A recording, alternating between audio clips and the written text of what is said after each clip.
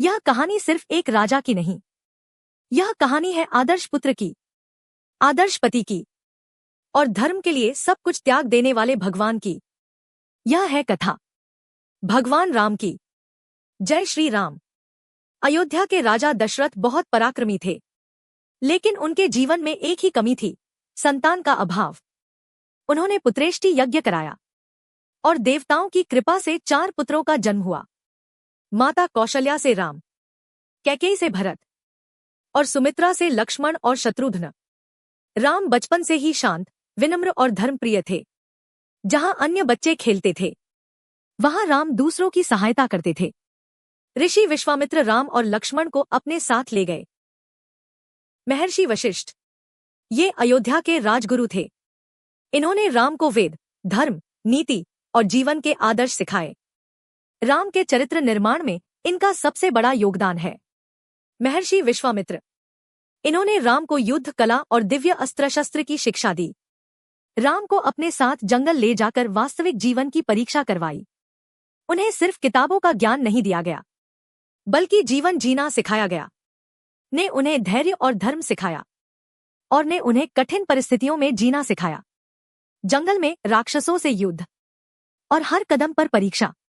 लक्ष्मण ने सीखा निस्वार्थ सेवा और राम ने सीखा हर हाल में सत्य का साथ। सबसे बड़ा रहस्य ये है, उन्हें महान नहीं, सही बनना सिखाया गया था। वन में चलते हुए श्री राम एक पत्थर के पास पहुंचे। गुरु विश्वामित्र बोले, ये कोई साधारण पत्थर नहीं, ये है अहिल्या, जो श्राप से पत्थर बनी है। जैसे ही श्री राम ने उस पत्थर को छुआ, अहिल्या अपने असली रूप में लौट आईं। यहीं से शुरू हुआ उनका पहला धर्म युद्ध। राम ने ताड़का और अन्य राक्षसों का वध किया और साबित किया कि वे केवल राजकुमार नहीं, बल्कि धर्म के रक्षक हैं। मिथिला में राजा जनक ने अपनी पुत्री सीता के स्वयंवर की घोषणा की। शर्त थी भगवान शिव का धनुष उठाना। जब सभी राजकुमार असफल हो गए, तब राम आगे बढ़े और एक ही क्षण में धनुष टूट गया। सीता ने राम को पति रूप में स्वीकार किया। यह सिर्फ विवाह नहीं, 2 आत्माओं का मिलन था। अयोध्या में राम के राजतिलक की तैयारी होने लगी। लेकिन तभी कैकेयी ने अपने 2 वरदान मांग लिए। राम को 14 वर्ष का वनवास और भरत को राजगद्दी। यह सुनकर पूरी अयोध्या रो पड़ी, लेकिन राम मुस्कुराए। उन्होंने कहा, पिता का वचन ही मेरा धर्म है। राम, सीता और लक्ष्मण वन की ओर चल पड़े। उन्होंने राजमहल छोड़कर एक साधारण जीवन अपनाया। वन में उन्होंने ऋषियों की रक्षा की और हर कठिनाई को धैर्य से सहा। एक दिन लंका के राजा रावण ने छल से सीता का अपहरण कर लिया।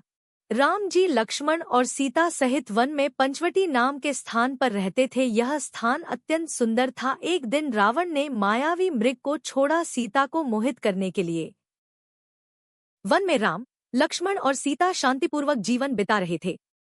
तभी रावण ने छल से सीता माता का हरण करने की योजना बनाई। उसने मारीच को सोने का हिरण बनाकर भेजा। सोने का हिरण देखकर माता सीता मोहित हो गई और श्रीराम से उसे लाने को कहा।